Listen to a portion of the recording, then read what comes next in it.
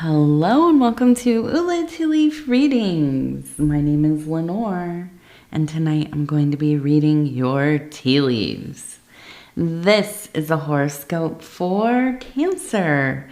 If Cancer is your solar, lunar, ascendant / rising sign, then this is a message for you. All right, let's get started. And so tonight we have the 5 of Swords.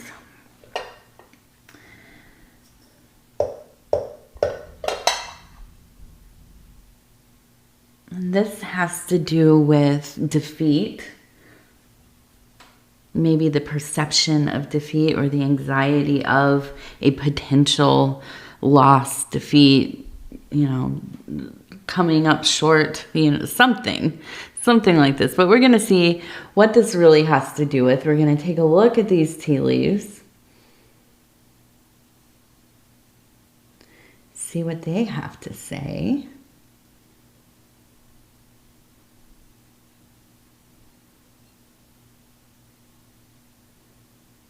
Okay. So if you have not subscribed yet, please think about doing that. You can hit the little bell. It'll let you know when the next readings are coming out. We have a large 6, and a 3. 63. We also have an 8 up here. Okay, so we have an 8 and we have 63.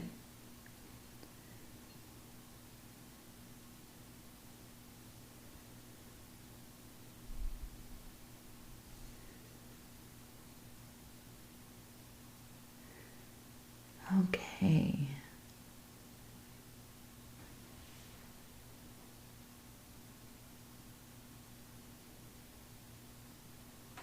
Now I'm seeing this kind of repeated here. We have a person here like holding up something in their hand. Now we have another person over here, and you can see the hand right here holding something up. And I feel like it's kind of this feeling of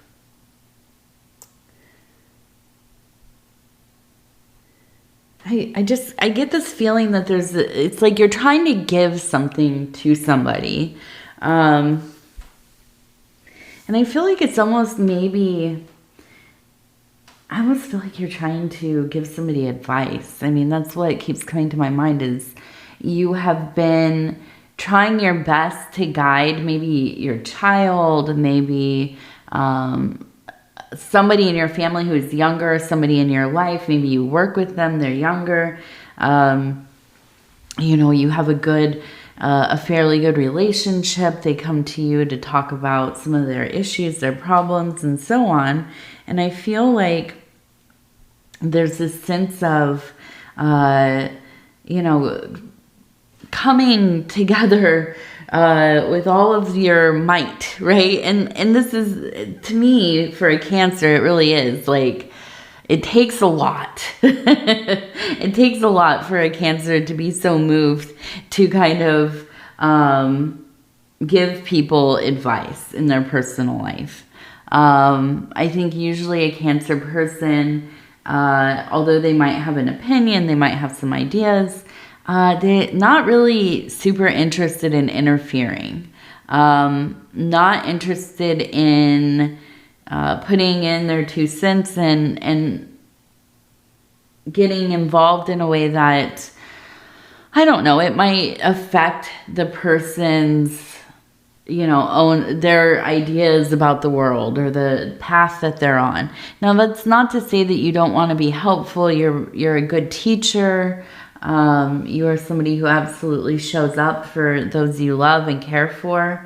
But I think you really refrain from, telling people what to do in their personal life.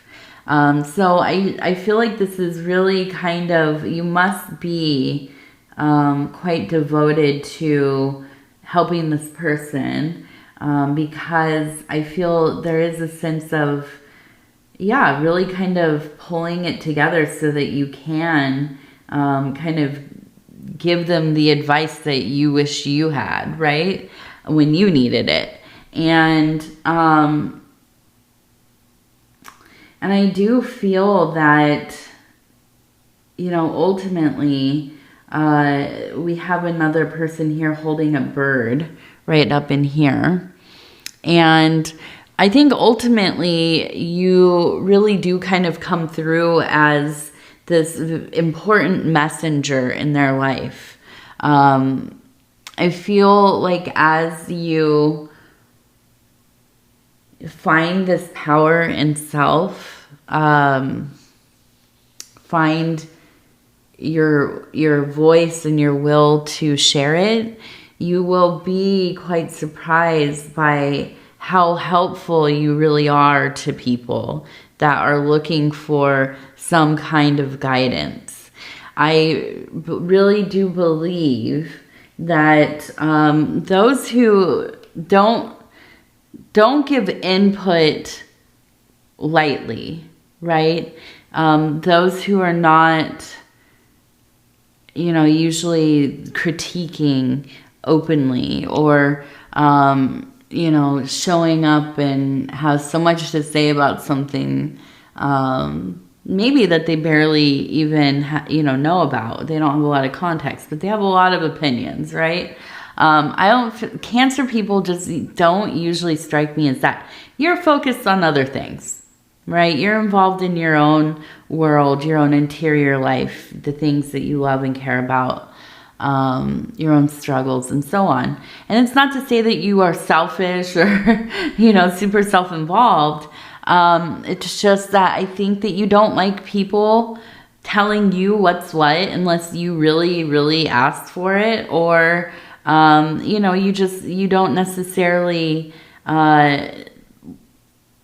look for the energies of others to be applied to your own living, right?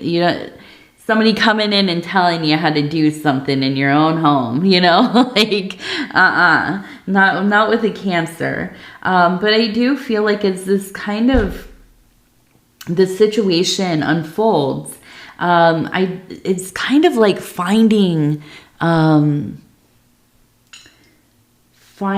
such a power, a talent, an ability within self that maybe you have some idea that you might have, but if you're gonna say something, usually I imagine Cancer as being an artist, a writer mostly. Yes, in my mind I think, oh, these are the writers of the world, but not so much getting involved in the physical realm. And so human to human, right?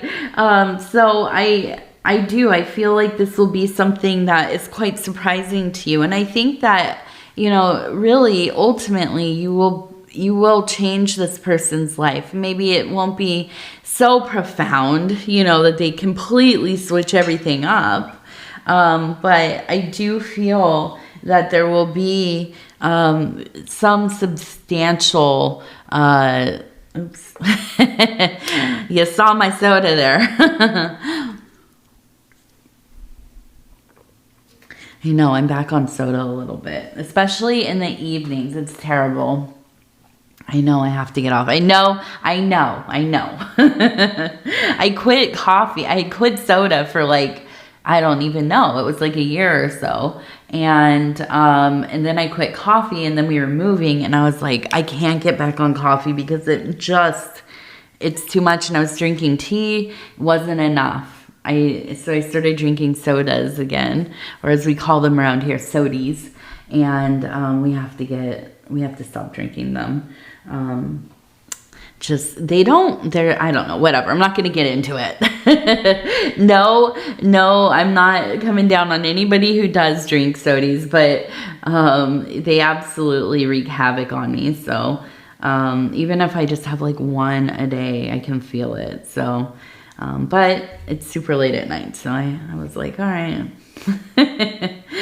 Yeah, so I feel like there will be a shift in their life, and it is so much about not only just the advice you give, but your presence in their life. Okay. And I feel like in the future, this maybe is something to think about. I'll give an example of a Cancer who didn't want to tell anybody anything. But then, and I'll shout out to my husband, Dove and Serpent Tarot, Paul over there, amazing tarot reader. Before he started doing tarot and doing tarot readings for other people, you could not get any kind of advice out of him. I mean, it's even still in our private life, it's hard to get him to, put his thinking into any, privately, yes, between he and I, yes. But for other people, unless it's a practical matter, he does not like to, and that's, I watched that with him, and I'm like, but you're so good at coming up with reasonable ideas for, whatever, in the emotional, spiritual sectors, practical, just living, domestic, whatever it is. He obviously knows what he's talking about, right? But it took kind of getting into this work, really kind of cracking himself open, to be able to let all of this, it's just beautiful resonance, really. And it's part of why I love Cancer people so much, because you all have so much insight. You are so wise. But you hold it back a lot. And, for better or worse sometimes, but it's not, I like that refrain to some degree, because it's like you're careful with other people's experience, right? You realize that you influence people, even if not directly. The things that you think and feel and say and put out into the universe, yeah, that affects people. But I will always take the advice of a Cancer person. Absolutely. Okay, let's see. So we have this one. It looks like a fertility goddess. You can see the mammaries are out, arms up, the head here, kind of in this almost in kind of a repose. If you could think of like lying across the bed, and I always forget, what are they called? I always think it's like obelisk or obelisk, but it's not. That's that very phallic pointy thing, right? I can't think of what it is, but it's a motif in art, right? It's especially Orientalism, and it is usually like beautiful images of the women in the harem, right? And not ideal, right? Not an ideal topic necessarily, but they're beautiful paintings. And they lay across these, beds and couches and, things like this, and it kind of reclined and beautiful and powerful in in their knowing, in their sensuality and fieriness. So I look at this and I feel like there's a sense of that really fiery, divine feminine. If you could think of maybe, well, they call her the harlot or the scarlet woman, the Babylon, the great Babylon. Even maybe slightly Lilith, or the dark mother energy. And this is one that is beyond the constraints of lower morality and ethics, human morality. This is often that kind of darker, ruthless, and brutal side of the goddess. And, we can avoid it as much as we like, right? We can pretend that it has nothing to do with our lives, that we would never behave this way. Nobody around us who we love behaves this way. But this is an archetype that exists in all of us. I mean, absolutely. And this is an archetype that, is very much woven into the fabric of all things. And so I look at this and I think, this is a place where a Cancer person, I feel, maybe refrains from going into, at times, this shadowy, the shadowlands, right? But I do feel like there's a lot of bravery as well. You're very much cut out to do that shadow work.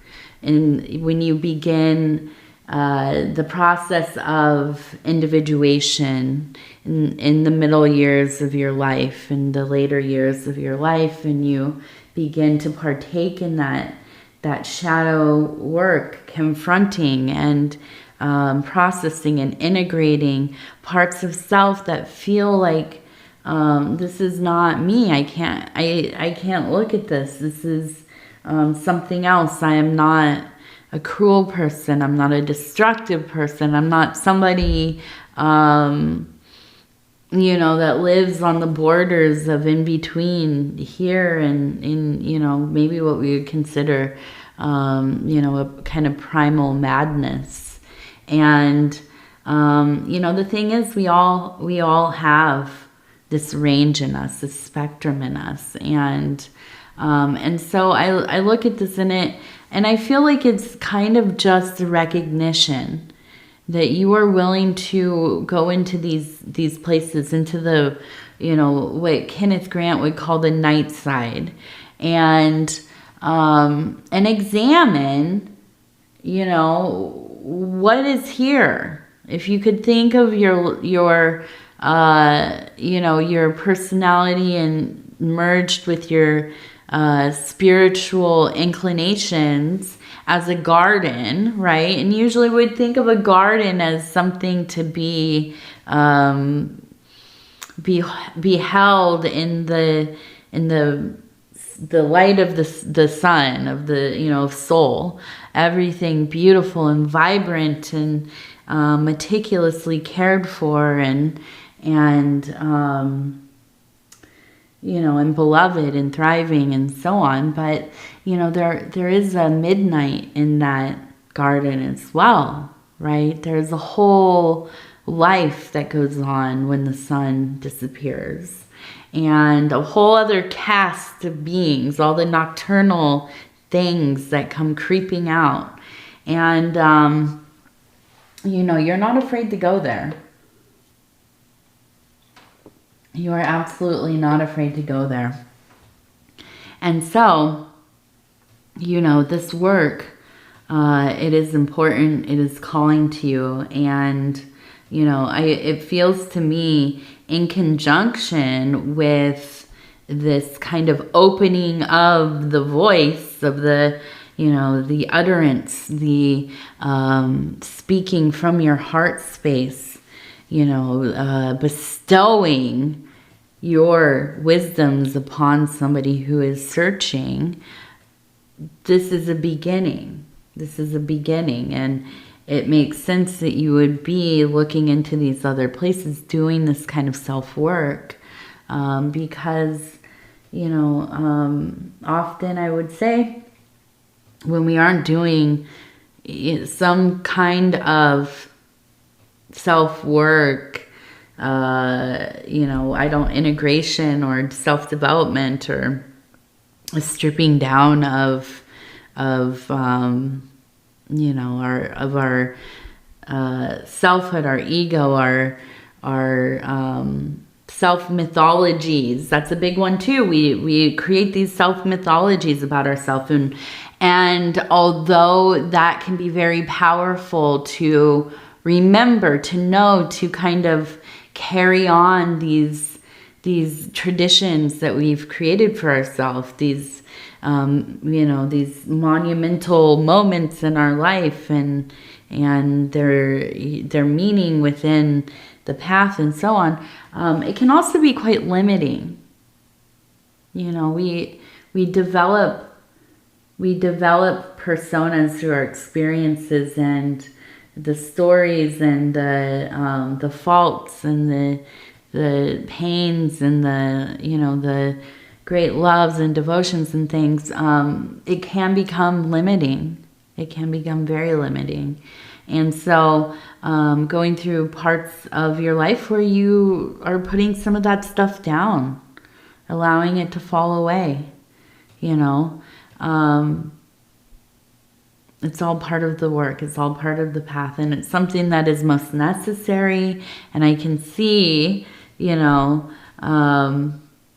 of all people, Cancers, just, you know, at it, getting it done. And so I want to look if we have any letters, because I'm staring at this down here and I'm like, okay, there has to be something. Okay, so we have, it looks like ELN. What?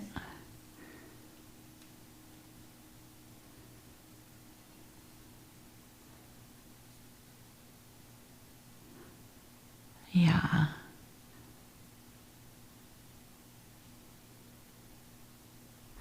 Yeah. ELN. I'm not really seeing a lot tonight. We do have an M up here that looks like it has a crown above it, but also a hook. If you can see that, the M and the crown, and there's a hook right there.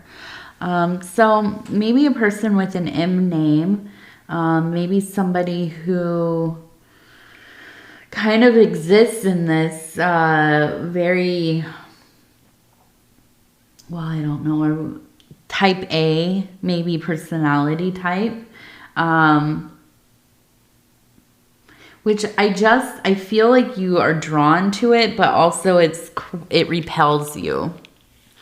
I think that it's just that kind of energy in the life of a Cancer is perplexing, right? I think that it's like something you just don't necessarily understand.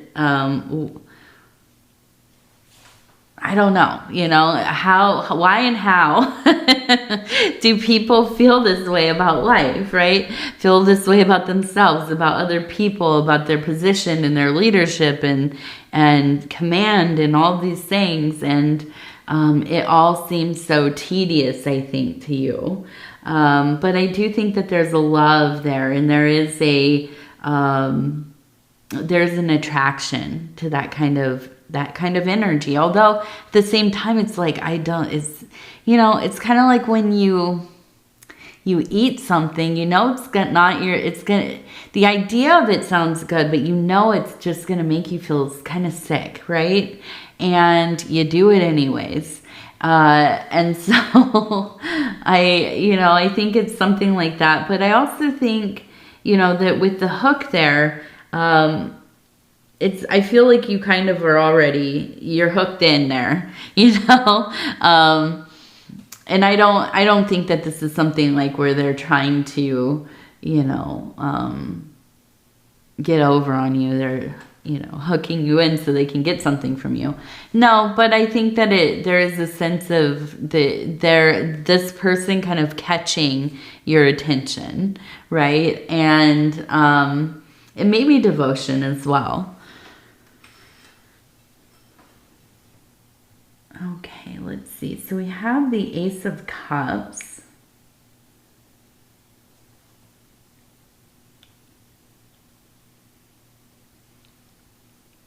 The Ace of Cups. And we have a fish.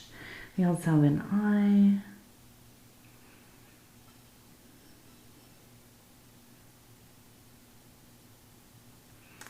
So I almost kind of wonder if there is money coming through from something that is emotional for you. Maybe somebody you love. Maybe this is a thing where you have to kind of borrow money and it's hard to ask for.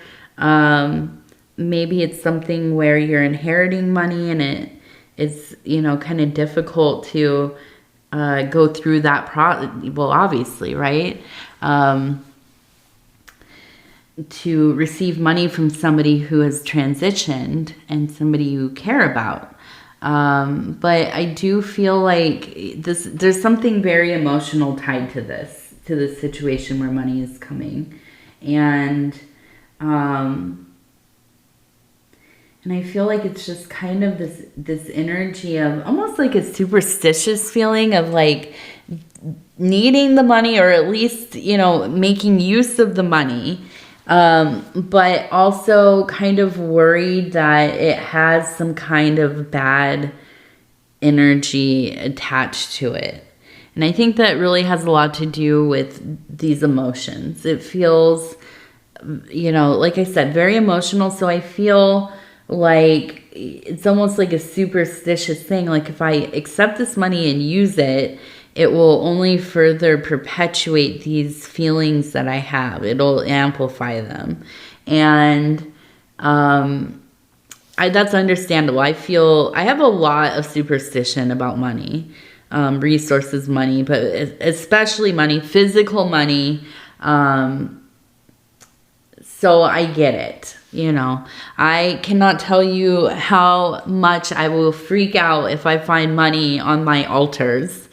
I don't know what it is about it, but I just have always had this instinct that you do not, at least I don't, other people do, and that's fine. No judgment about how you use your altars. But I do not put money anywhere near my altars. And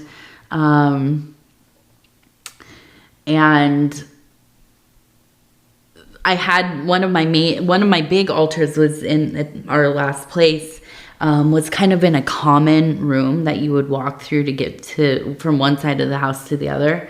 And, people my daughter, my husband would set stuff down, on kind of the clear space of this thing, I don't know what it's called, an armoire, or maybe like a, I don't know, like it's a desk kind of thing with a big mirror on it, right? And so anyways, they would set stuff down. Sometimes there would be pennies or like quarters or, whatever was on the floor, and somebody picked it up and put it up there or whatever.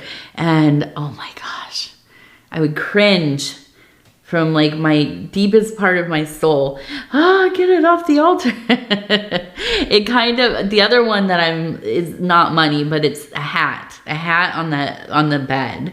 And, I remember one day, Paul, shout out to Dove and Serpentero, he put his kind of, I guess it's a fedora. It's like that hat the guy has on Jurassic Park, the older gentleman. Anyways, I bought it for him for, I don't know, Father's Day or something. But one day I walked in, he had set a hat on the bed, and I couldn't even speak. I walked out of the room. I looked at it and I walked out, and I went back in and I grabbed it. And I prayed and I prayed, you know. So I understand the superstition that comes from especially money, but, you know, other things as well. And, you know, I don't know. I don't know if it's just nonsense or if there's something to it, but it's like you feel it so deeply. So I believe in my life anyways, that there's some relevance to it. There's some validity to something, right? So anyways, let's see. We have the wild bohemian affirmation cards, and these are the fire element. I'm going to go ahead and flip through, and I'm going to stop where it feels right. Okay. And it says, I am soulful. Just being yourself makes love real and sends joyous ripples through the world. Yes. I think this is applicable to you getting out there and saying what you think, and, you know, being that loving person that you are, and guiding those, you know, younger people to, you know, maybe they don't follow your advice. They usually don't, right? But but just knowing that you're there and you care, and yeah, maybe some little insights will seep into their brain, and they will heed. They'll heed that advice. But, you know, I think ultimately, though, it is an act of love, sharing your experience and you know, the wisdoms and advices and things like that.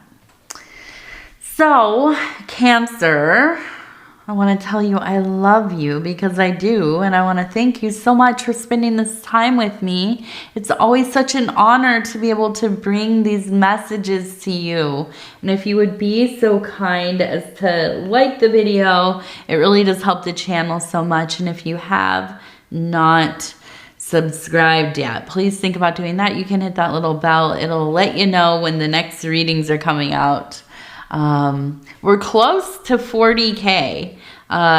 It had been going a lot quicker, but I don't know. Something's up with the algorithm, maybe, I don't know. But views are lower, and subs are down a little bit. But I feel like by the end of maybe the week, we'll be up 40K. I was surprised it's, you know, taken a few days. You know, but such is life. And and it's May 1st. It's May Day. It's Beltane. Is that how you say it? I've never heard it out loud, I don't think. But happy May Day to everybody. And this middle marker of between the beginning of spring and what? The solstice, right? Yes. And for those in the southern hemisphere areas, I don't know, is this Beltane for you? I don't know if it's just spring or what, but I have no idea. I'm just gonna be honest with you. I don't know what's going on down there. But if you do have celebrations, please comment, let me know, enlighten me, because I just absolutely I have no clue. I remember finding out that you all had Christmas during the summer, and I thought, how could that be? What? You know, so I don't know. I have no idea what kind of mysterious things you all are up to, but I am interested, definitely. So anyways, I love you. I thank you. We'll talk in a few days. Good night, good night, good night.